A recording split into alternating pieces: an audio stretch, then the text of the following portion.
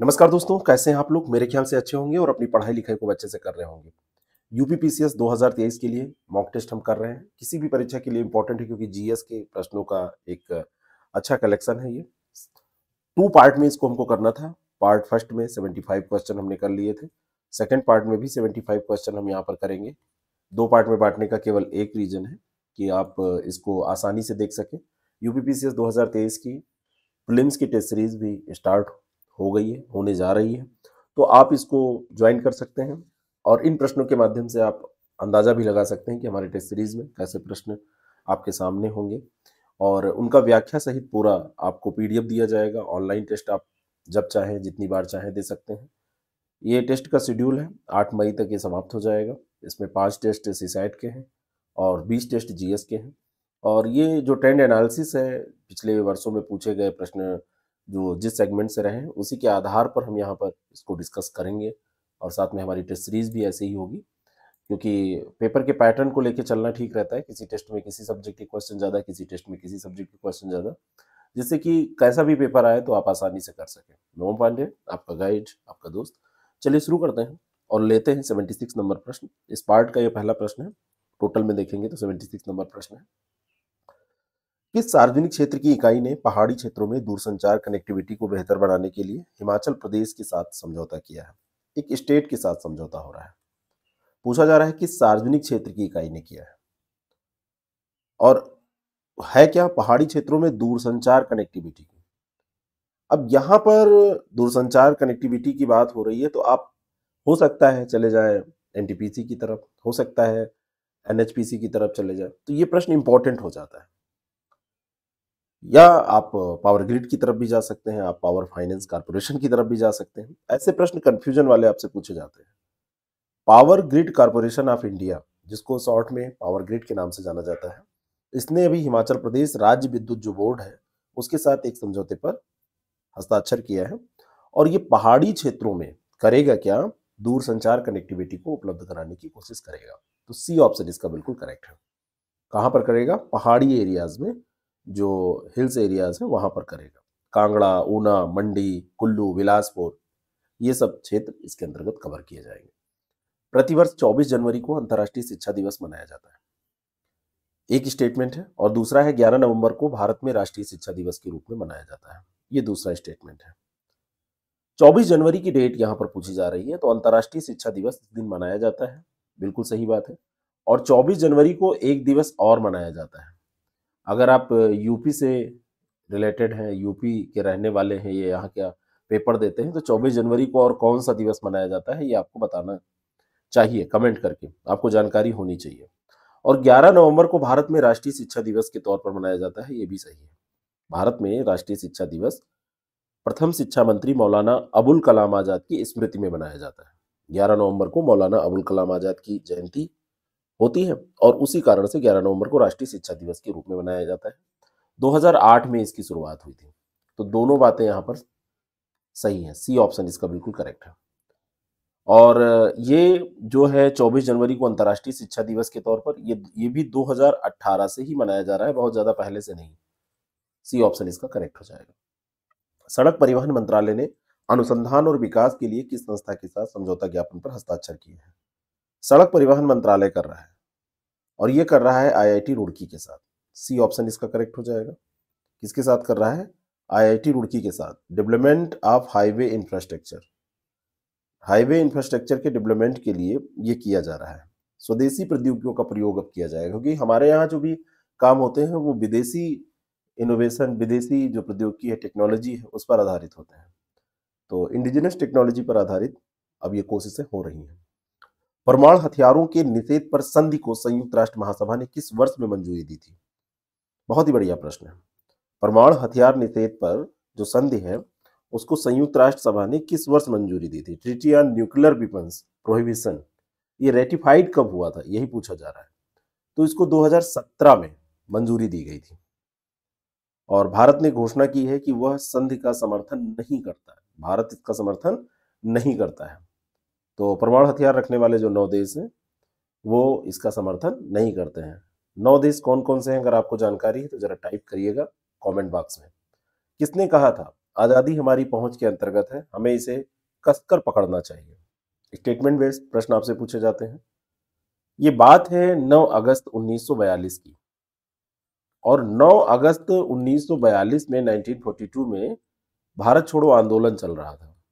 तो भारत छोड़ो आंदोलन के समय में महात्मा गांधी ने कहा था कि आज़ादी हमारी पहुंच के अंतर्गत है, इसे हमें कसकर पकड़ लेना चाहिए। अच्छा, एक नारा और इन्होंने दिया था, और वो नारा था करो या मरो, करो या नरो मरो। ये कब दिया था? ये भी भारत छोड़ो आंदोलन के समय ही दिया था। तो ये महात्मा गांधी का स्टेटमेंट है, दोनों साथ में याद रखेंगे तो याद हो जाएगा। निम्नलिखित घटनाओं का सही कालक्रम है: लखनऊ समझौता या पैक्ट, द्वैत शासन का प्रवर्तन, रॉलेट अधिनियम और बंग भंग। सबकी डेट आपको, ईयर आपको पता होना चाहिए। जैसे बंग भंग कब हुआ था? 1905 में। रॉलेट अधिनियम कब आया था? ये 1919 की बात है। 1919 में कब आया था अगर आपसे पूछ लिया जाए तो ये मार्च में। द्वैत शासन का परिवर्तन जो हुआ ये दिसंबर 1919 में। अब यहाँ पे 1919 की दो घटनाएं हैं, तो ये दिसंबर भी आपको पता होना चाहिए। और लखनऊ समझौता जो हुआ था ये 1916 में हुआ था। अब सबसे पहले तो बंग भंग हो जाएगा 4, उसके बाद में हम पहले पे आएंगे लखनऊ समझौते पे, और फिर तीसरे नंबर की घटना होगी रॉलेट अधिनियम, फिर द्वैत शासन का प्रवर्तन दूसरा। तो 4132 ये सही ऑप्शन हो जाएगा, बी ऑप्शन इसका करेक्ट हो जाएगा। निम्नलिखित घटनाओं का सही क्रम क्या है? CR formula, cabinet mission, Gandhi जिन्ना बातचीत और वेबल प्लान। यहां पर भी वही चीज आपसे पूछी जा रही है। सीआर फार्मूला कब का है? तो सीआर फार्मूला ये 1944 का है, और 1944 में मार्च की बात है। कैबिनेट मिशन की अगर हम बात करें तो कैबिनेट मिशन कब का है? ये भी 1946 का है, 44 नहीं है 46 है, और ये है फरवरी की बात। गांधी जिन्ना बातचीत की जहां तक बात है तो ये 1944 में ही हुई है, लेकिन ये सितंबर में हुई है। पहले सीआर फार्मूला और उसके बाद में ये, ऐसे भी आप याद कर सकते हैं। और वेवल जो प्लान है, ये वेवल योजना या वेवल प्लान, ये जून 1945, वेवल जो प्लान है ये जून 1945। तो 1945 में जून, इसको भी याद करिए आप। अब 1944 में दो है, तो पहला हो जाएगा, उसके बाद में तीसरा, और फिर चौथा होगा, फिर दूसरा। तो पहला, तीसरा, चौथा, दूसरा, डी ऑप्शन इसका करेक्ट हो जाएगा। अब ऐसे सवालों में, अब जैसे 1-3 आपको पता है, उसके बावजूद भी आपको 2-4 भी देखिए सेट करना पड़ेगा सी और डी में। अब एक चीज था यहाँ पे कि अगर कैबिनेट मिशन आपको पता है कि सबसे पहले की या सबसे बाद की घटना है, कैबिनेट मिशन सबसे बाद की घटना है, तो आप ये क्वेश्चन कर सकते थे कि लास्ट में 2 दिया हुआ है। लेकिन ये तभी जब कॉन्फिडेंस आपका खूब अच्छा होगा, और कॉन्फिडेंस आता है प्रैक्टिस से, और बार बार प्रैक्टिस जब आप करते हैं तो आपका निश्चित तौर पर कॉन्फिडेंस तो बिल्डअप होता ही है, और आप पेपर अच्छा ही करके आते हैं, क्योंकि आपका नॉलेज भी बढ़ता रहता है। और इसी के लिए हमारी टेस्ट सीरीज है ये। इस टेस्ट सीरीज को आप जरूर ज्वाइन करिए, और इसको आप लगातार प्रैक्टिस जब करेंगे, कई बार इसको आप रिवाइज करके चीजों को पढ़ेंगे, फैक्ट्स देखेंगे, तो आपका फायदा निश्चित होगा। इनमें से कौन सी जोड़ी, समझौता और वर्ष दिया हुआ है, सही सुमेलित है? लखनऊ समझौता 1916, ये क्या सही है? तो ये तो सही है। गांधी इरविन समझौता 1932 दिया हुआ है। गांधी इरविन समझौता जो हुआ था ये 1931 में हुआ था, और अगर डेट भी आपसे पूछ ली जाए तो ये 5 मार्च को हुआ था। पूना समझौता ये 1932 में हुआ था, यहाँ पे 33 दिया है। और ये जो अगला दिया हुआ है शिमला समझौता, ये 1972 में, 2 जुलाई 1972, 46 में तो कोई नहीं हुआ है ना, 1972 में हुआ। तो यहाँ पर केवल एक सही है, ए ऑप्शन इसका करेक्ट हो जाएगा। निम्नलिखित में से किस राज्य ने सर्वप्रथम लोकायुक्त संस्था की स्थापना की? है ना, लोकायुक्त संस्था, अगर आपसे ये पूछा जाए कि इस संस्था से संबंधित विधान किसने पारित किया था, तो विधान पारित किया था वो था उड़ीसा। लेकिन अस्तित्व बाद में, अगर इसके अस्तित्व की बात की जाए तो ये बाद में अस्तित्व में आया उड़ीसा में। लेकिन सबसे पहले लोकायुक्त कार्यालय की स्थापना कहाँ हुई? तो आप कहेंगे महाराष्ट्र। विधान बनाया था उड़ीसा ने, उड़ीसा यहाँ पर जानबूझकर हमने दिया नहीं है, उड़ीसा ने सबसे पहले विधान पारित किया था। लेकिन विधान पारित हो गया 1983 में, और यहाँ पर उड़ीसा ने सॉरी 1983 में नहीं, 1983 में तो ये अस्तित्व में आया, उसके पहले ही पारित किया था। और 1993 में इसको समाप्त भी कर दिया था उड़ीसा ने। लेकिन फर्स्ट अगर आपसे पूछा जाए जहां पर लोकायुक्त संस्था की स्थापना की गई थी, तो ये महाराष्ट्र हो जाएगा। बी ऑप्शन इसका करेक्ट है। निम्नलिखित में से किस मामले में राज्य लोक सेवा आयोग के परामर्श नहीं लिया जाता? लोक सेवा आयोग से परामर्श नहीं लिया जाता है, कौन सा मामला है? सिविल सेवा के लिए भर्ती की पद्धति पर, कि भर्ती की पद्धति क्या होगी, लिया जाता है।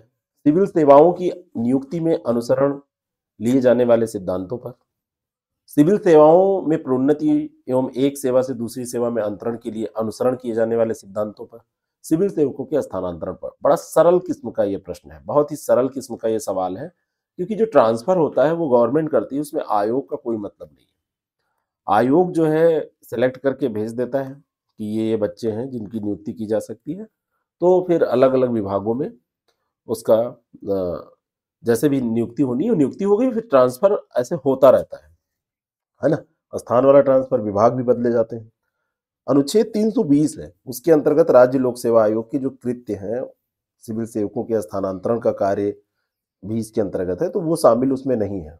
सिविल सेवकों का स्थानांतरण जो है वो राज्य लोक सेवा आयोग के परामर्श से नहीं किया जाता है।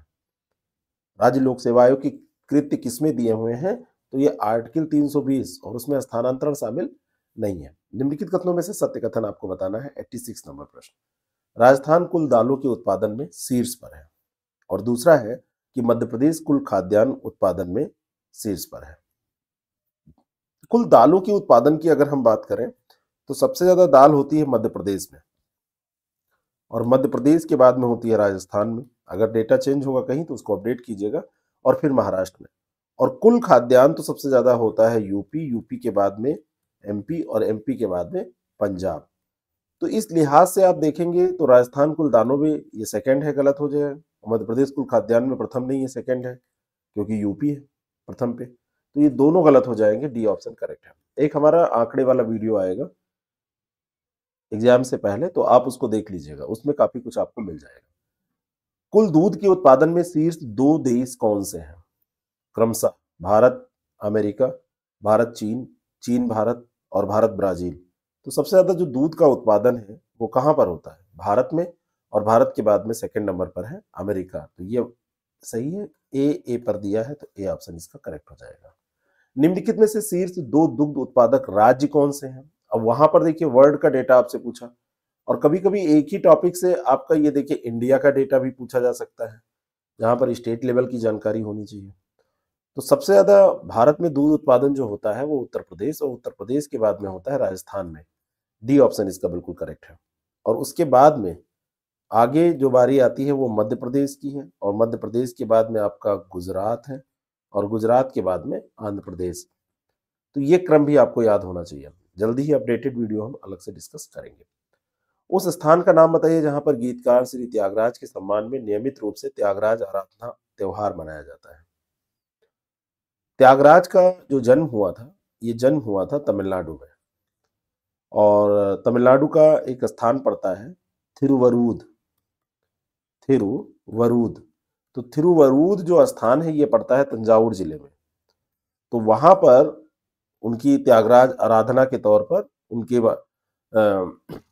मतलब याद में तमिलनाडु में ये मनाया जाता है त्यौहार। तंजावुर में त्यौहार जो मनाया जाता है, त्यागराज आराधना त्यौहार मनाया जाता है, ये त्यागराज के सम्मान में है, तो ये तंजावुर में मनाया जाता है। निम्नलिखित में से कौन सा भारत की क्षेत्रवाद के उदय का कारण है? असंतुलित विकास, सांस्कृतिक पहचान खोने का भय, राजनीतिक वर्चस्व, उपरोक्त सभी। भारत में जो क्षेत्रवाद का उदय हुआ, रीजनलिज्म जो है वो कैसे, उसका कारण क्या हो सकता है? असंतुलित विकास यानी कि unbalanced development, fear of losing cultural identity, और राजनीतिक वर्चस्व यानी कि पॉलिटिकल डोमिनेशन। ये सभी कारण है, डी ऑप्शन इसका बिल्कुल करेक्ट हो जाएगा। क्षेत्रवाद के उदय के ये सभी कारण है। कॉन्सेप्चुअल प्रश्न है। लोकसभा में संविधान आदेश तीसरा संशोधन विधेयक 2022 पारित किया गया, ये किससे संबंधित है? तो ये जो विधेयक था, ये तीसरा संशोधन विधेयक 2022 का, ये अनुसूचित जनजाति यानी कि जो एसटीज हैं, एसटी से संबंधित था, अनुसूचित जनजाति से संबंधित था।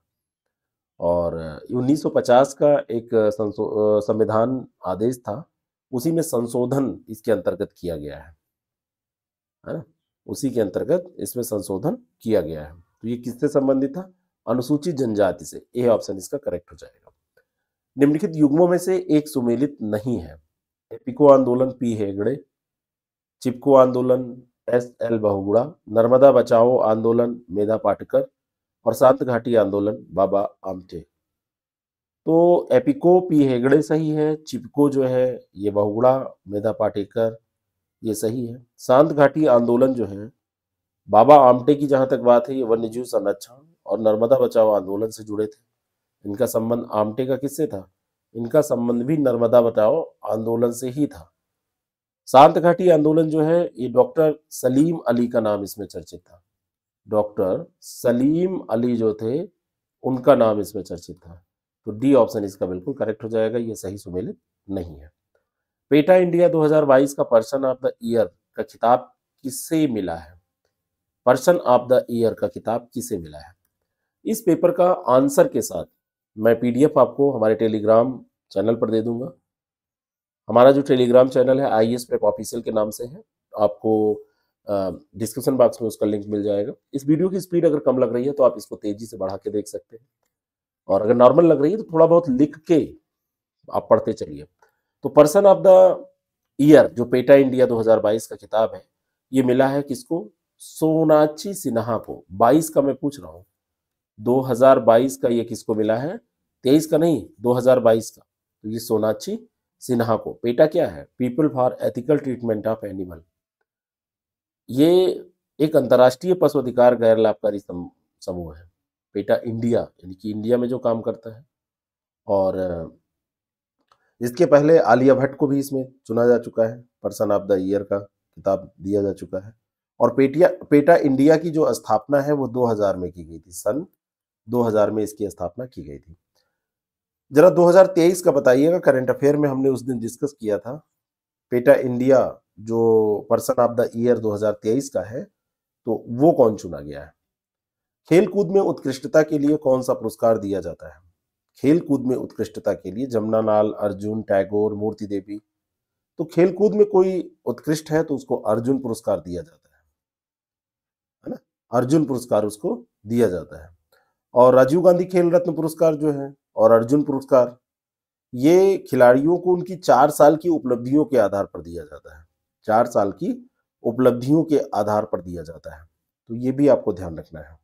प्रतिवर्ष प्रदान किया जाता है।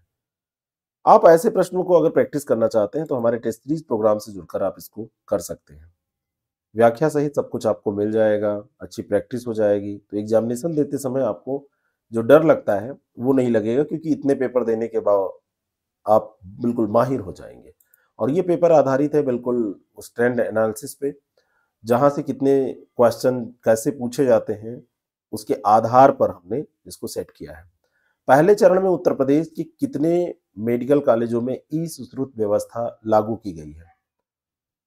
तो पहले चरण के अंतर्गत ये आपसे पूछा जा सकता है, पहले चरण में प्रदेश के कितने मेडिकल कॉलेज में ई सुश्रुत व्यवस्था शुरू की गई है?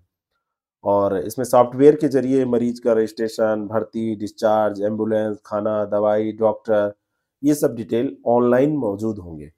और ये जिलों की संख्या है 22। बी ऑप्शन इसका बिल्कुल करेक्ट हो जाएगा। 22 मेडिकल कॉलेजों में इस व्यवस्था शुरू की गई है। निम्नलिखित में से कौन सा कथन सही है? राष्ट्रीय उपभोक्ता अधिकार दिवस हर साल 15 मार्च को मनाया जाता है। उपभोक्ता संरक्षण अधिनियम उपभोक्ताओं को 6 बुनियादी अधिकारों की गारंटी देता है। ये 2 स्टेटमेंट है। तो प्रत्येक साल 15 मार्च को मनाया जाता है ये राष्ट्रीय उपभोक्ता दिवस। यहां पर अगर लिखा होता अंतरराष्ट्रीय तो अंतरराष्ट्रीय सही होता। 15 मार्च को ये मनाया जाता है। राष्ट्रीय उपभोक्ता अधिकार जो दिवस है वो 24 दिसंबर को मनाया जाता है। राष्ट्रीय वाला कब मनाया जाता है? 24 दिसंबर को। तो पहला तो गलत है। और 6 बुनियादी अधिकारों की गारंटी ये प्रदान करता है। इसमें तो कुछ भी गलत नहीं है। उत्पाद चुनने का अधिकार, सभी प्रकार की खतरनाक वस्तुओं से सुरक्षा का अधिकार, प्रदर्शन और गुणवत्ता के बारे में सूचना का अधिकार, है ना? और उपभोक्ता हितों से संबंधित सभी निर्णय लेने की प्रक्रियाओं में सुनवाई का अधिकार, निवारण जब भी उपभोक्ता अधिकारों का उल्लंघन हो तो निवारण का अधिकार है इसमें, उपभोक्ता शिक्षा को पूरा करने का अधिकार है। तो दूसरा तो सही है, लेकिन पहला गलत है क्योंकि ये अंतर्राष्ट्रीय मनाया जाता है। निम्नलिखित में से कौन सा कथन सही है? भारत ने जून 2016 में एमटीसीआर में प्रवेश किया। बढ़िया प्रश्न है ये। और हाल ही में ब्रह्मोस मिसाइल के विस्तारित रेंज संस्करण का SU-30 MKI लड़ाकू विमान से सफलतापूर्वक परीक्षण किया गया। ये दो स्टेटमेंट। तो 2016 में भारत ने एमटीसीआर में प्रवेश किया था, ये बिल्कुल सही है। और जो एमटीसीआर में प्रवेश करने के बाद में मिसाइल की जो सीमा है वो 450 किलोमीटर और बाद में ये 600 किलोमीटर तक बढ़ाई जा सकती है, ऐसी कर दी गई। 450 600 किलोमीटर से 600 किलोमीटर तक ये बढ़ाई जा सकती है, ऐसी की गई। तो ये पहला और दूसरा दोनों स्टेटमेंट यहाँ पर सही है। सी ऑप्शन इसका बिल्कुल करेक्ट हो जाएगा, है ना। एक्सटेंडेड रेंज वर्जन, विस्तारित रेंज संस्करण जो है उसमें 350 किलोमीटर की दूरी पर स्थित लक्ष्य को भेदने में इसमें क्षमता मानी गई कि ये है इसके अंतर्गत, ब्रह्मोस मिसाइल के अंतर्गत। और ब्रह्मोस मिसाइल का जो वजन है वो 2.65 टन ये पाया गया है। निम्नलिखित में से किस राज्य में 1967 से 1971 के मध्य अधिकतम गठबंधन सरकारें बनाने का रिकॉर्ड है? सबसे ज्यादा गठबंधन सरकार कहां पर बनी? 1967 से लेके 1971 तक, तो ये सबसे ज्यादा बनी है बिहार में। सी ऑप्शन इसका करेक्ट हो जाएगा।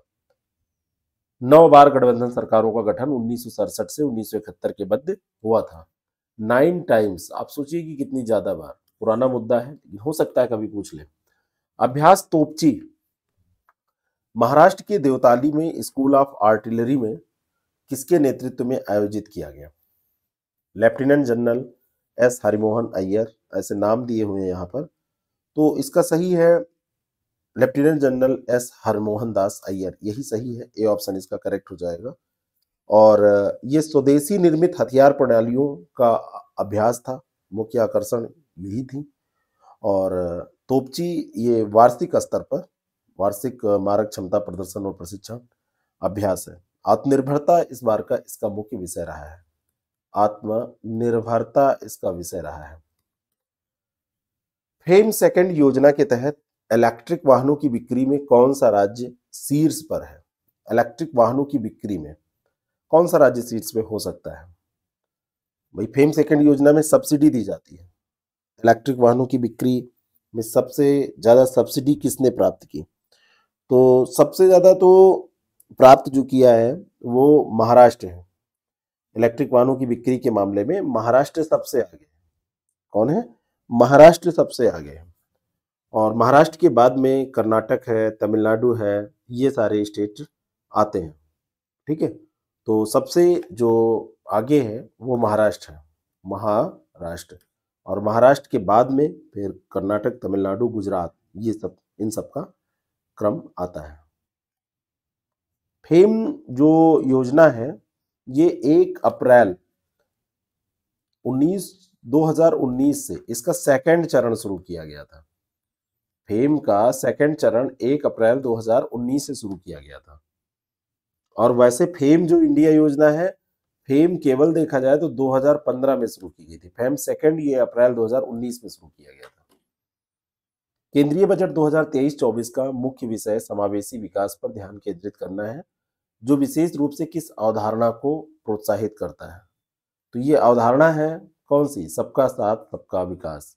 कंफ्यूज मत होइएगा, जो पॉपुलर चीजें हैं वो पूछी भी जाती हैं कई बार, है ना। तो साथ में लेके चलिए सबको, सबका साथ सबका विकास। केंद्रीय बजट 2023-24 के अनुसार कौन सा युग्म सही सुमेलित है?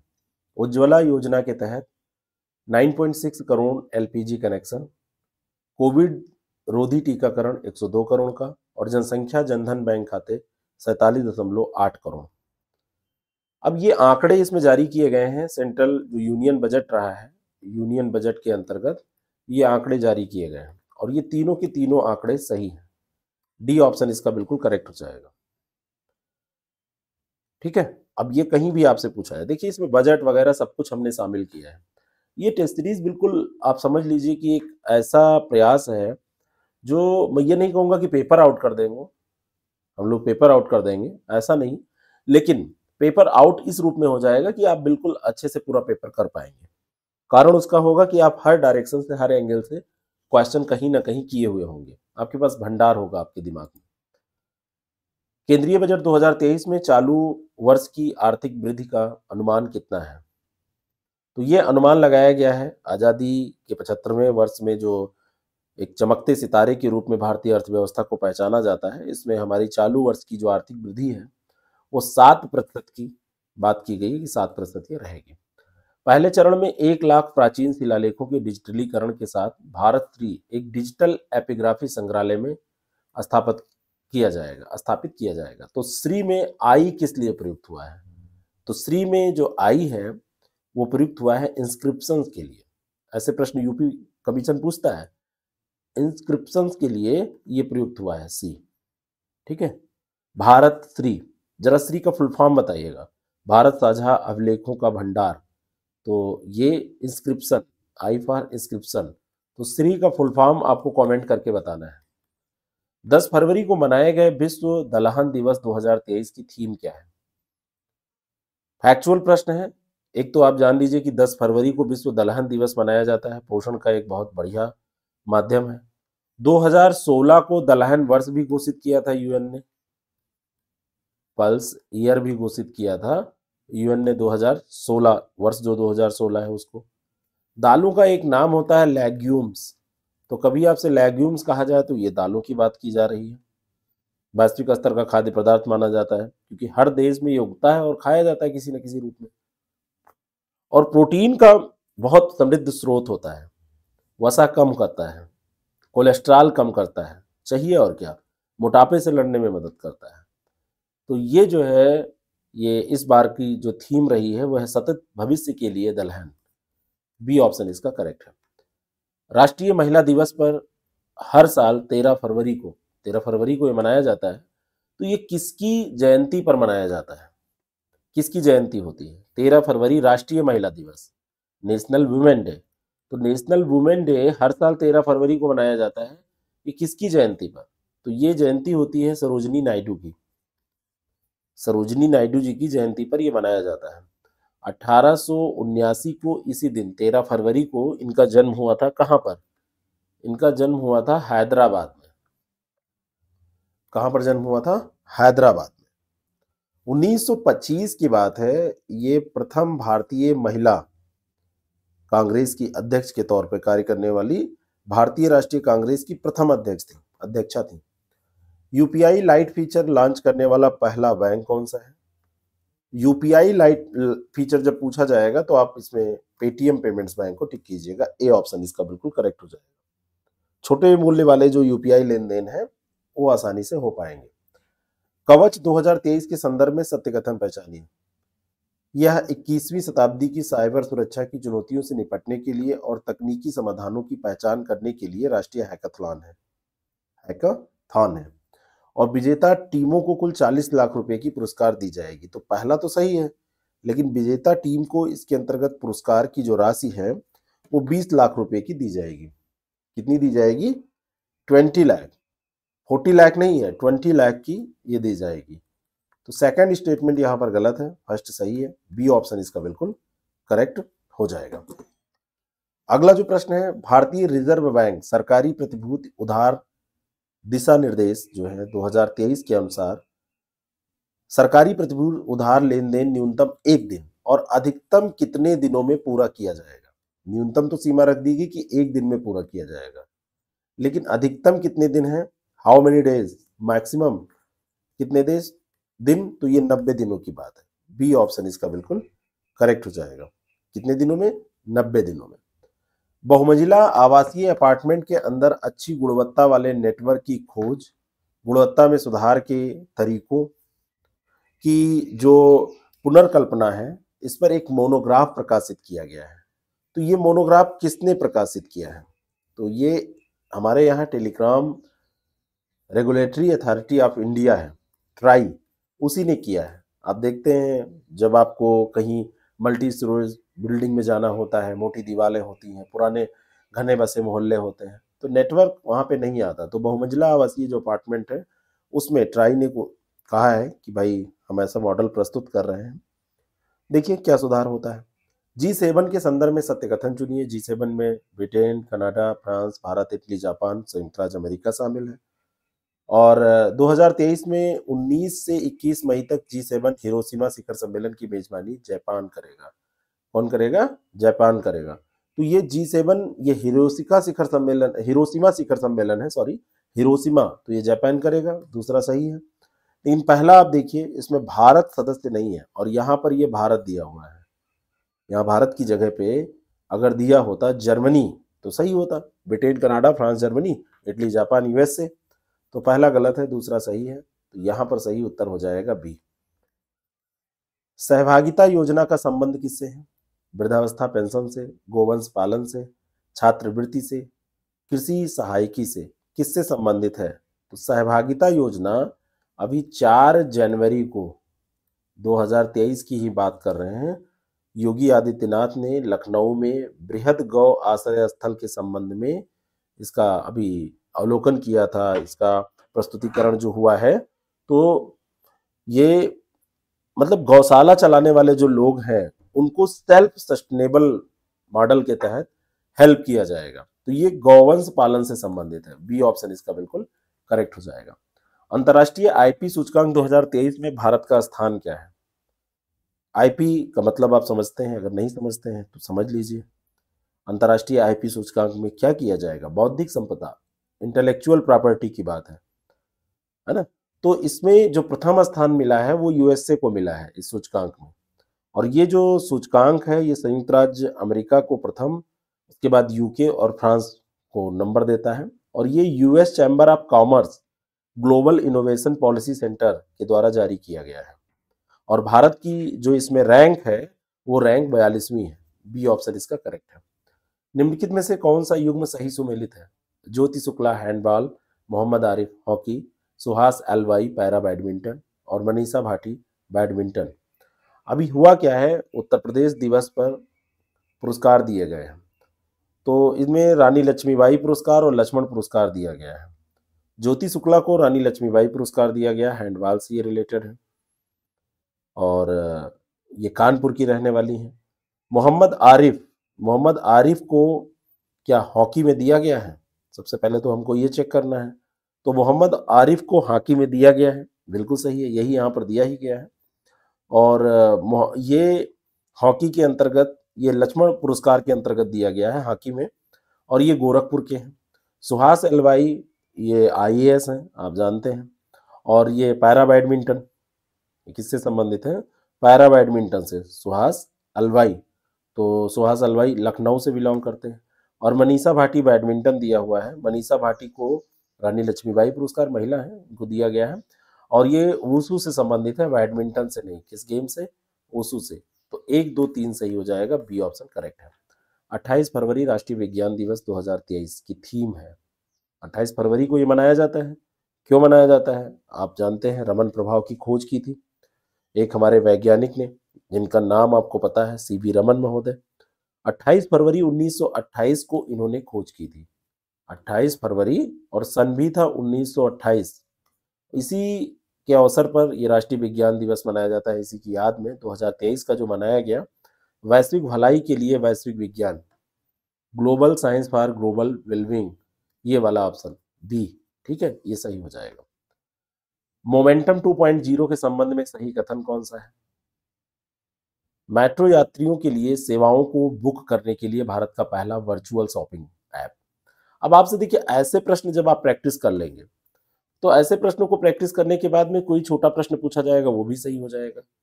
और सबसे बड़ी बात है कि आप जब बार बार प्रैक्टिस करेंगे तो आपको कठिन सवाल भी आने लगेंगे।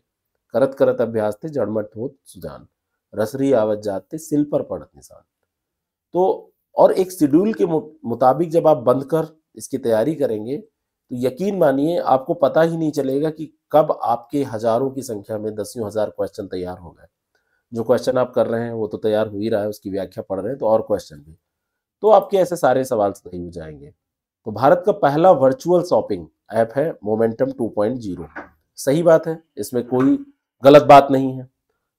ये स्टेशनों पर उपलब्ध आउटलेट, दुकानों, कियोस्क और एटीएम के बारे में जानकारी देगा। तो ये दूसरा स्टेटमेंट भी सही है। सी ऑप्शन इसका बिल्कुल करेक्ट हो जाएगा। मेट्रो यात्रियों के लिए सेवाओं को बुक करने, उत्पादों को खरीदने, गंतव्य स्टेशनों पर ऑर्डर करने, इन सारे की गतिविधियों के लिए यह है। चतुर्भुज सुरक्षा संवाद क्वाड में कौन सा देश सदस्य नहीं है? बहुत ही सरल प्रश्न है। अभी नई दिल्ली में क्वाड बैठक हुई थी, भारत प्रशांत के घटनाक्रमों पर चर्चा इसमें हुई। इसके अंतर्गत 3 मार्च को यह बैठक हुई।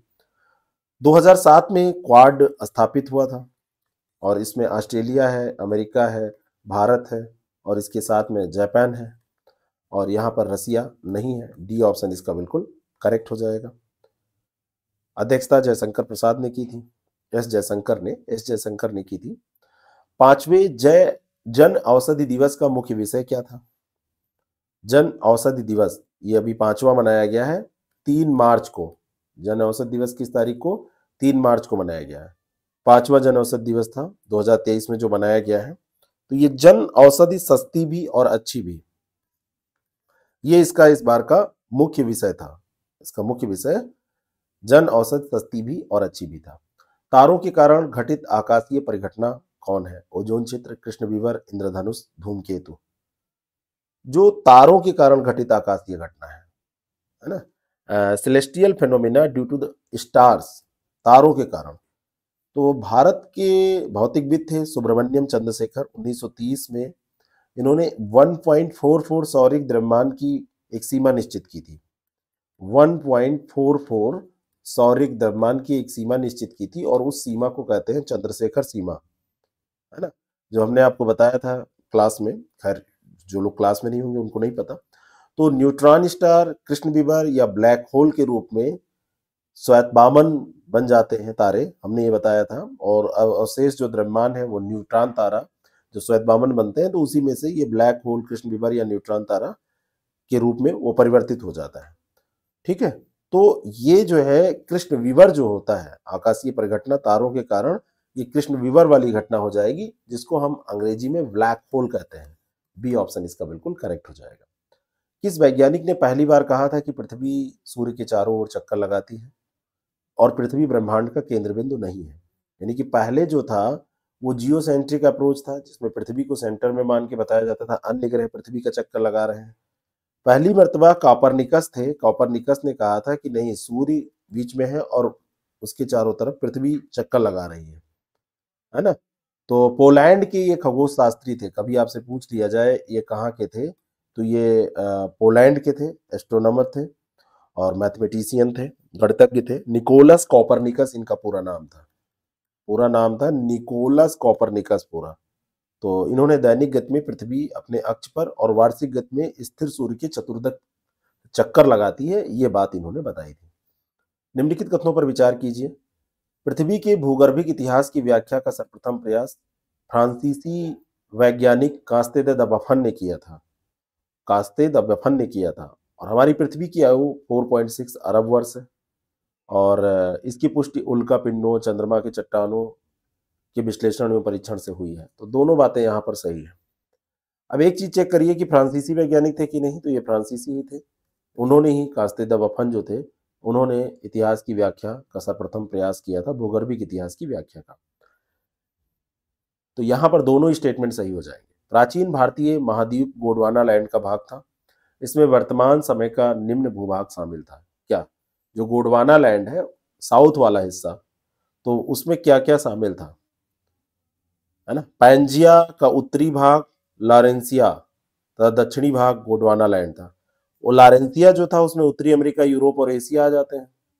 और जो दक्षिणी भाग है यानी कि गोंडवाना लैंड, उसमें दक्षिणी अमेरिका, अफ्रीका, मेडागास्कर, प्रायद्वीपीय भारत, ऑस्ट्रेलिया और अंटार्कटिका, ये सब आते हैं। तो ये सभी हो जाएंगे, डी ऑप्शन इसका करेक्ट हो जाएगा। खासी एवं गारो भाषा बोलने वाली जनसंख्या कहाँ पर पाई जाती है? तो खासी, गारो खासी जयंतिया पहाड़ियों के बारे में आपने सुना होगा। तो ये भाषा की बात है, तो ऐसा नहीं कि एक ही जगह पे 2-4 लोग बोलते हैं, थोड़ा सा इधर उधर तो फैल ही जाती है। इस कॉन्सेप्ट पे आप चलिएगा, मिजोरम, मेघालय और असम, हर जगह पे ये भाषा खासी और गारो बोलने वाले लोग पाए जाते हैं। मेघालय, असम और मिजोरम, हर जगह पे। हिमालय का विस्तार अराकान योमा जिस देश में स्थित है, वह कौन सा देश है? बर्मीज अराकान योमा, ऐसा आपने सुना है ना? बर्मा मतलब म्यांमार। ये पश्चिमी म्यांमार में भारत और म्यांमार के बीच में आपको मिलेगा, एक चाप की तरह। तो हिमालय का विस्तार अराकान योमा जिस देश में स्थित है वो हो जाएगा म्यांमार, है ना। और यहाँ की जो सर्वोच्च चोटी है वो है माउंट विक्टोरिया। माउंट विक्टोरिया यहाँ की सर्वोच्च चोटी है।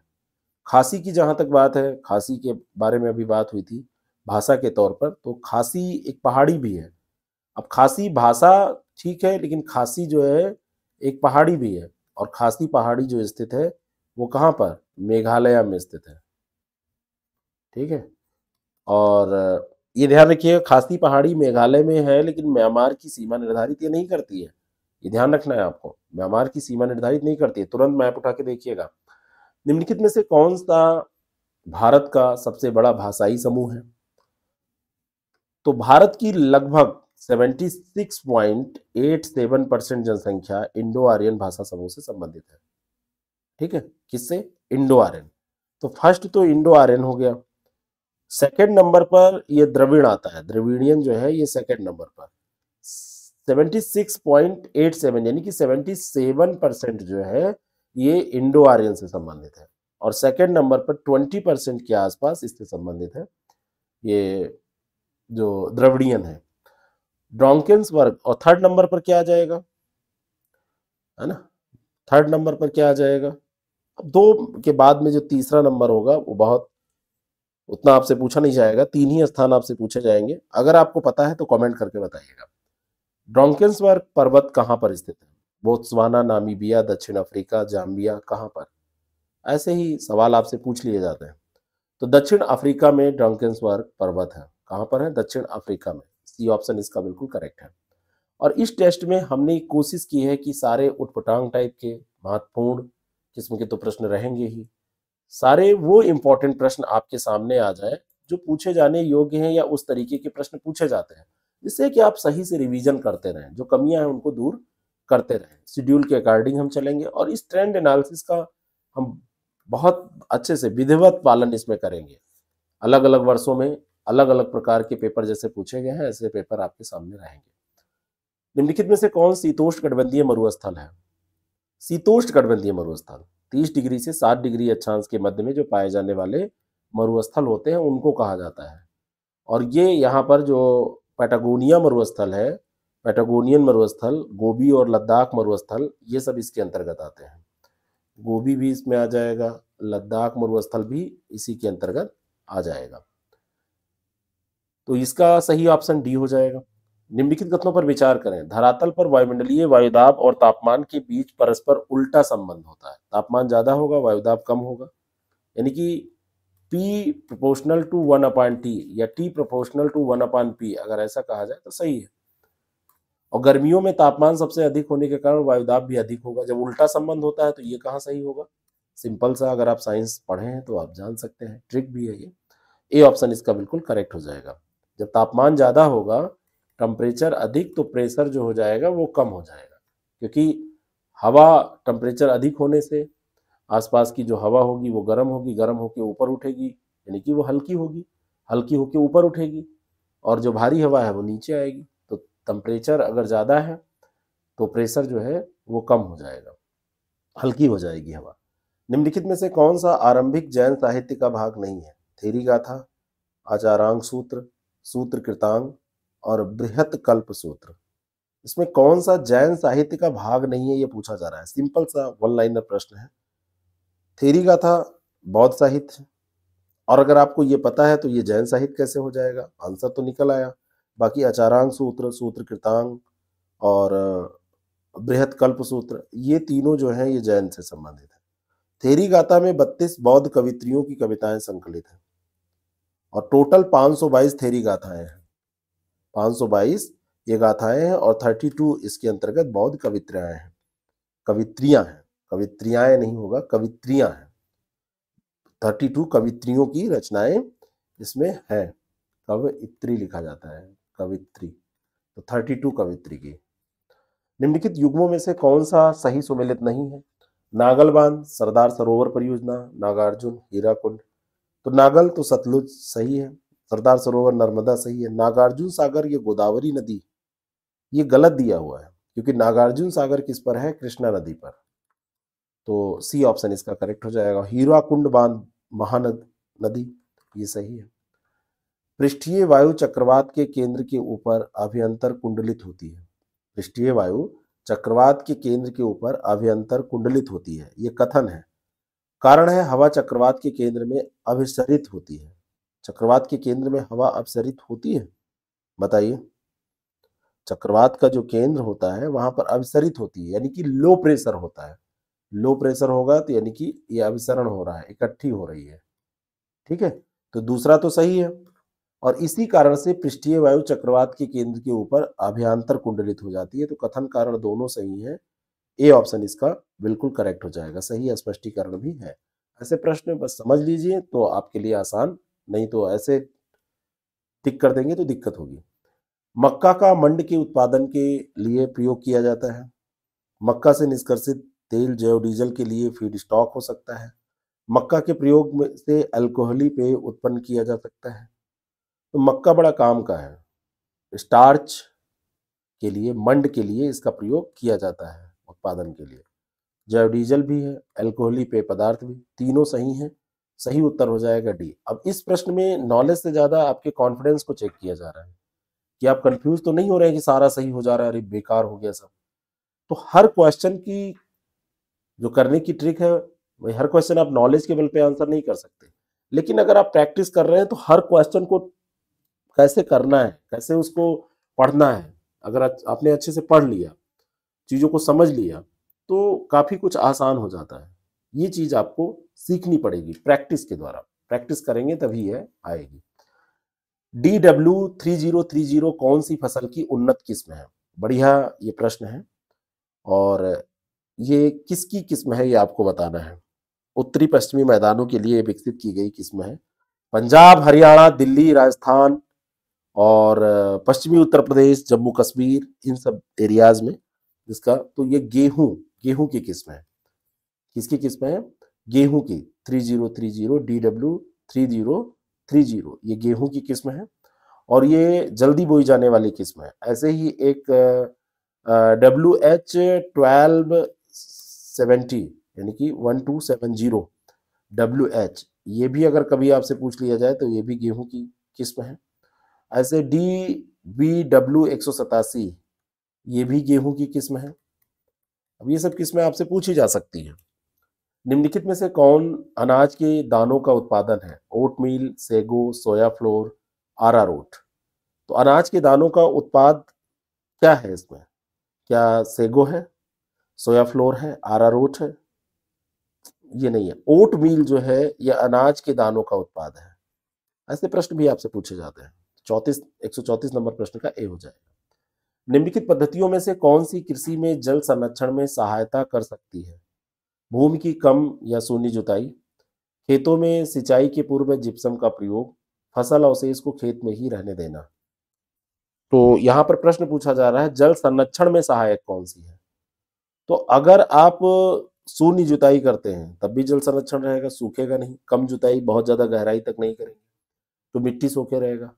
जिप्सम का प्रयोग कर देंगे तब भी ये होगा, सोखे रहेगा पानी। और फसल अवशेष को खेत में ही रहने देना, तो वो भी अवशेष जो है वो पानी को सोख लेगा। तो यहाँ पर सही उत्तर हो जाएगा डी। 1, 2, 3 सभी सही हैं। कृषि में जल संरक्षण में ये बहुत सहायक विधियां हैं। भारत का प्रमुख जिप्सम उत्पादक राज्य कौन सा है? आंकड़ा आपसे पूछ लिया गया। जिप्सम एक खनिज है, रासायनिक संरचना की दृष्टि से कैल्शियम का सल्फेट है, जल के भी 2 अणु इसमें रहते हैं, और राजस्थान जो है जिप्सम का सबसे बड़ा उत्पादक है। डी ऑप्शन इसका करेक्ट है। राष्ट्रीय जैविक खेती केंद्र NCOF कहां पर स्थित है? तो ये स्थित है गाजियाबाद में। डी ऑप्शन इसका बिल्कुल करेक्ट हो जाएगा। NCOF national centre of organic farming, national centre of organic farming, organic farming, इसका NCOF का फुल फॉर्म है, और ये कहां पर है? गाजियाबाद में। बाकी इसके 6 क्षेत्रीय केंद्र हैं, बेंगलुरु, भुवनेश्वर, पंचकुला, इम्फाल, नागपुर, जबलपुर। लेकिन वैसे जो इसका हेडक्वार्टर है और ये कहाँ पर है, ये गाजियाबाद में है। साल की लकड़ी का उपयोग अधिकतर किस उद्योग में किया जाता है? साल की लकड़ी, जिसको आप साखू की लकड़ी कहते हैं, काफी भारी होती है, मजबूत होती है, भूरे रंग की कठोर लकड़ी होती है ना। और रेलवे स्लीपर में इसका पहले इस्तेमाल किया जाता था। अब ये प्रश्न आउटडेटेड है, रेलवे स्लीपर में इसका इस्तेमाल किया जाता था, है ना। और मलाया में इसको लकड़ी से जहाज भी इसके इसके द्वारा बनाया जाता था। इसको इस कारण से मलाया वुड भी उसको बोलते हैं, मलाया वुड के नाम से भी इसको बोला जाता है, साल या साखू की लकड़ी को। निम्नलिखित में से कौन सा सुमेलित नहीं है? जयपुर गुलाबी नगर, उज्जैन महाकाल का नगर, कोलकाता आनंद का नगर, जैसलमेर झीलों का नगर। तो उज्जैन महाकाल का नगर है, जयपुर गुलाबी नगर है, कोलकाता आनंद का नगर है, जैसलमेर झीलों का नगर नहीं है। जैसलमेर झीलों का नगर नहीं है, ठीक है। झीलों का नगर उदयपुर है। झीलों का नगर अगर आपसे पूछा जाए तो उदयपुर, राजस्थान का उदयपुर झीलों का नगर कहलाता है। और इसको पूर्व का वेनिस भी कहा जाता है। उदयपुर को वेनिस ऑफ ईस्ट कहा जाता है, पूर्व का वेनिस भी इसको कहा जाता है। सबसे रोमानी शहर, पूरे भारतीय उपमहाद्वीप में सबसे रोमानी शहर माना जाता है इसको। टोडा, लेप्चा, बीरहोर, गारो जनजातियों पर यह प्रश्न है। तो जो टोडा है, टोडा तो तमिलनाडु हो जाएगा, तो तमिलनाडु देखिए यहाँ पर दिया है, तो ए का 3 हो जाएगा। लेप्चा सिक्किम हो जाएगा, तो सिक्किम यहाँ पर दिया हुआ है 1 पर, ये यहाँ से यहाँ चला आया है, तो ये 3 का 1 हो जाएगा।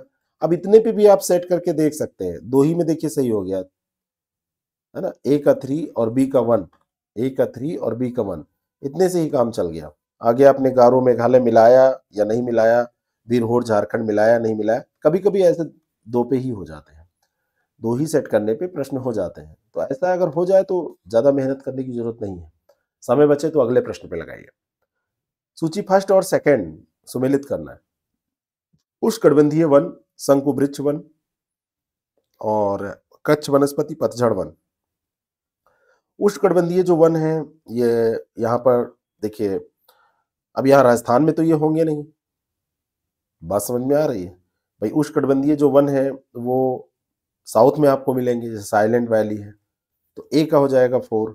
शंकु वृक्ष वन, शंकु वृक्ष वनों के लिए आपको थोड़ा सा पहाड़ी एरिया में जाना पड़ेगा, हिमाचल प्रदेश, बी का 2। कच्छ वनस्पत, कच्छ वनस्पत तो सुंदरवन है ही है, रटा ही है आपको, तो 1 हो गया। और पतझड़ वनस्पत राजस्थान में मिलेगा, तो 4 2 1 3, ये डी ऑप्शन इसका करेक्ट हो जाएगा। पश्चिमी घाट, दक्षिण पूर्वी राजस्थान, उत्तरी पूर्वी भारत, मध्य प्रदेश एवं छत्तीसगढ़। और स्थानांतरणशील कृषि को यहाँ पर क्या कहते हैं, ये पूछा जा रहा है। पश्चिमी घाट में स्थानांतरणशील कृषि को कुमारी कहते हैं, और ये चौथे ऑप्शन पे यहाँ पे दिया है, ये कुमारी यहाँ पर होना चाहिए, ये देखिए यहाँ लिखा है, तो ये ए का 4 हो गया। दक्षिणी पूर्वी राजस्थान में वालतरे इसका नाम होता है, बी का 2। उत्तर पूर्वी भारत में इसको झूम कहा जाता है, तो सी का 3। और मध्य प्रदेश और छत्तीसगढ़ में दहिया कहा जाता है, तो डी का 1। 4 2 3 1, 4 2 3 1, ए ऑप्शन इसका बिल्कुल करेक्ट हो जाएगा। निम्नलिखित को सुमेलित कीजिए। स्वर्ण, कोयला, तांबा, लोहा। सुमेलित करने वाले प्रश्न खूब पूछे ही जाते हैं। तो स्वर्ण, कोयला, तांबा, लोहा। तो पहला स्वर्ण जो है, यहां पर देखिए आप, स्वर्ण जो है ये कहां पाया जाता है? चिकमंगलूर, जो कुद्रेमुख है, कुद्रेमुख में, चिकमंगलूर जिले में स्थित है कुद्रेमुख, तो 3 हो जाएगा। कोयले की जहां तक बात है, ये झरिया खान से होता है, झरिया झारखंड में है, तो बी का 4। तांबा खेतड़ी, सी का 1। लोहा कोलार, डी का 2। तो 3 4 1 2, 3 4 1 2, सी ऑप्शन इसका करेक्ट है। अब ऐसे प्रश्न जैसे हैं, मान लीजिए कि ये आपको आते हैं, अब आपने बहुत हड़बड़ी में इनको कर दिया, तो थोड़ा सा भी एक भी ऑप्शन गड़बड़ हो जाएगा तो ये गलत हो जाएगा। तो बार बार इसको जब आप पढ़ते रहते हैं, जैसे सब बड़े सरल सरल फैक्ट है, लेकिन इकट्ठा कर दी गई 4 में कहीं कंफ्यूजन हुआ, तो सबसे पहले तो आप सेट करके देखिए कहां पर कैसे 2 से काम चल जाए तो 2, फिर 3 से चले तो 3, इस तरीके से सेट करके देखिए, ठीक है। और इन्हीं सब चीजों के लिए ये टेस्ट वगैरह जरूरी होते हैं। और जब इतने कम में मिले, ऑफर चल रहा हो, तो आपको तो ऐसे लाभ उठाना चाहिए। निम्नलिखित में से कौन सा सुमेलित नहीं है? काजीरंगा राष्ट्रीय उद्यान, असम, सही है। कार्बेट राष्ट्रीय उद्यान उत्तराखंड, ये भी सही है। बांदीपुर राष्ट्रीय उद्यान तमिलनाडु दिया है। संजय राष्ट्रीय उद्यान मध्य प्रदेश सही है। बांदीपुर राष्ट्रीय उद्यान तमिलनाडु में नहीं है, ये आपका पड़ता है कर्नाटक में, ये गलत है। ये कहाँ पड़ता है? कर्नाटक में, तो सी ऑप्शन करेक्ट हो जाएगा। उर्वरक, कांच, सीमेंट, कृत्रिम रेशा। उर्वरक, कांच। अब कांच आप अगर पता है, आपको खाली कांच पता है तो आपका काम बन सकता है। खाली कांच पता है तो आपका काम बन सकता है। ये बड़ा सरल है, यहां पर कोई भी एक पता है। जैसे आपको अगर उर्वरक भी पता है तब भी आपका काम बन जाएगा, है ना। तो अगर आपको कुछ भी पता है, जैसे उर्वरक श्री गंगानगर, तो 4 का ए, और 4 का ए एक ही में दिया है, काम हो गया। कांच आप जब सेट करेंगे तो जयपुर, सीमेंट उदयपुर, है ना, सीमेंट उदयपुर, 2 का सी होगा। ये 1 2 ऐसे कर लीजिए, 1 2 3 4। और कृत्रिम रेशा जो है ये कोटा में बनता है, तो ऐसे भी आप सेट कर सकते हैं। भारत में सर्वप्रथम एक समुद्री सेंचुरी जिनकी सीमाओं के अंतर्गत प्रवाल भित्तियां, मोलस्का, डॉल्फिन, कछुए और अनेक प्रकार के समुद्री पक्षी हैं, स्थापित किया गया है। तो ये स्थापित किया गया है कहां पर? सुंदरवन, चिल्का, कच्छ, लक्षद्वीप। तो ये सर्वप्रथम समुद्री सेंचुरी की स्थापना की गई है कहां पर? कच्छ की खाड़ी में। बढ़िया प्रश्न है, थोड़ा स्टैंडर्ड प्रश्न है, सी ऑप्शन करेक्ट है। निम्नलिखित में से कौन सा वायु प्रदूषक ऑक्सीजन की अपेक्षा अधिक शीघ्रता से रक्त के हीमोग्लोबिन में घुल जाता है? वायु प्रदूषक है, सबसे पहले तो ये इशारा हो गया, और ऑक्सीजन की अपेक्षा तेजी से घुलता है, नुकसान करता है, हीमोग्लोबिन की कमी कर देता है ना। और 240 से 300 गुना ज्यादा ये ऑक्सीजन की तुलना में ये घुल जाता है, और ये है carbon monoxide. C option correct है। और पर्याप्त ऑक्सीजन होने पर भी सांस लेने में कठिनाई होने लगती है अगर ये घुल जाता है तो इसको कम करना है ना। बहुत हानिकारक वायु प्रदूषक है। निम्नलिखित शासकों में से किस एक ने 4 अश्वमेध यज्ञों का आयोजन किया? पहले जो हमने एपिसोड किया था जिसके अंतर्गत हमने 1 से 75 प्रश्न देखे थे, तो उस को भी आप देखिए, उसका लिंक नीचे डिस्क्रिप्शन बॉक्स में दिया है। भाई यहाँ पे जब हम टेस्ट करेंगे तो यहाँ पे तो 150 क्वेश्चन एक साथ करेंगे, पूरे 150 क्वेश्चन एक साथ आपको करने होंगे। समय 110 मिनट में दूंगा, 2 घंटे पूरा नहीं, क्योंकि 10 मिनट आपको स्पेयर में लेके चलना चाहिए साइन वगैरह बनाने के लिए। और दूसरी चीज है, यहाँ पर हम 2 पार्ट में क्यों कर रहे हैं? क्योंकि डिस्कशन है तो ज्यादा लंबा वीडियो ना हो। तो उसमें हिस्ट्री के प्रश्न और हमने किए थे, आप ये मत सोचिएगा कि इसमें प्रश्न है, 75 प्रश्न, आधा प्रश्न पत्र है। तो निम्नलिखित शासकों में से किस एक ने 4 अश्वमेध यज्ञ किए थे? तो ये था प्रवरसेन प्रथम। बी ऑप्शन इसका करेक्ट है। अब पूछ लिया जाए प्रवरसेन प्रथम कौन है, तो आपके एक्सप्लेनेशन में हमने दे रखा है कि ये वाकाटक शासक है, कभी पूछ लिया जाए, है ना। 4 अश्वमेध यज्ञ इसने किए थे, वैदिक यज्ञ का आयोजन किया था। प्रवरसेन द्वितीय की रुचि जो थी वो साहित्य में थी, इसी वंश का था प्रवरसेन द्वितीय। प्रवरसेन प्रथम अगर पूछे तो ये तो अश्वमेध यज्ञ धार्मिक कार्यों में, फिर द्वितीय जो था साहित्य में रुचि थी। सेतु बंध नामक ग्रंथ की रचना उसने की थी, जो द्वितीय था, सेकंड, ये सेतु बंध। अब 3-4 प्रश्न आपके और तैयार हो गए। इस तरीके से व्याख्या हम शॉर्ट में इन काम की आपको देंगे टेस्ट सीरीज में। निम्नलिखित में से कौन सा सही सुमेलित नहीं है? प्रदूषक और होने वाली बीमारी, पारा Minimata, cadmium itai itai, nitrogen ion blue baby syndrome, और फ्लोराइड आयन अपच। जो फ्लोराइड आयन है, जैसे पारा मिनीमाता आपको पता है, कैडमियम इटाई इटाई, जो नाइट्रेट आयन है ब्लू बेबी सिंड्रोम होता है, बच्चे बुज्जे छोड़ने लगते हैं ऐसे मुंह से। फ्लोराइड आयन जो है ये दांतों की बीमारी के लिए, अपच नहीं, फ्लोरोसिस इसको कहा जाता है ना। दांतों की बीमारी इसके अंतर्गत होती है, दांतों का जो बाह्य आवरण है वो प्रभावित होता है, दांतों में पीलापन आ जाता है। अपच का इससे कोई मतलब नहीं। डी ऑप्शन इसमें गलत दिया है। प्रदूषकों और उनके दीर्घकालीन प्रभाव के साथ दिए गए कूट की सहायता से आपको यहाँ बताना है प्रदूषक और प्रभाव। कार्बन मोनोऑक्साइड लीवर और किडनी को क्षति, नाइट्रोजन ऑक्साइड, इसको मैं थोड़ा सा छोटा कर देता हूँ, ये नाइट्रोजन ऑक्साइड, धूल कण, सीसा, ये पूछा हुआ प्रश्न है। तो जो कार्बन मोनोऑक्साइड है, कार्बन मोनोऑक्साइड ये लीवर और किडनी को क्षति पहुंचाता है, बिल्कुल सही है। नाइट्रोजन ऑक्साइड है ये कैंसर, धूल कण जो है ये स्वास्थ्य संबंधी रोग, बिल्कुल सामने जैसे दिया है, ये सब सही है। और सीसा केंद्रीय नर्वस सिस्टम जो CNS है, सेंट्रल नर्वस सिस्टम, उसको प्रभावित करता है, ये चौथा सही है। तो 1 2 3 4 इसके बिल्कुल सही सुमेलित हैं, सी ऑप्शन इसका बिल्कुल करेक्ट है। तो इस तरीके से हमारा ये जो पेपर रहा वो हमने कंप्लीट किया है और इस पेपर में हमने 150 प्रश्न 2 पार्टों में देखे हैं, 2 हिस्सों में, 2 पार्ट्स में इसको डिवाइड करके देखा है। यहाँ पर जो आपको टेस्ट मिलेगा वो 150 क्वेश्चन का पूरा फुल टेस्ट मिलेगा, सीसैट का 100 क्वेश्चन का, और सबकी व्याख्या मिलेगी। जितनी बातें मैं बोल रहा हूँ ऐसी व्याख्या आपको मिलेगी। और इस टेस्ट सीरीज में सबसे बड़ी बात है कि आप बंध जाएंगे और एक निश्चित डेट पे आपको टेस्ट देना होगा, तो आप उस बहाने पढ़ते रहेंगे। फुल टेस्ट है, करंट अफेयर का पूरा कवरेज इसमें होगा। उससे बड़ी बात है कि अगर आप उस डेट में टेस्ट नहीं दे पाते हैं, आपका मन है कि अभी पढ़ लें, या आपका मन है कि नहीं हम बाद में टेस्ट देंगे, तो आप बाद में भी दे सकते हैं। और बाद में देने के साथ साथ में मल्टीपल टाइम दे सकते हैं, है ना। मल्टी टाइम ये जो है आप टेस्ट दे सकते हैं, जितनी बार चाहे उतनी बार टेस्ट दे सकते हैं, अपनी रैंक को सुधार सकते हैं।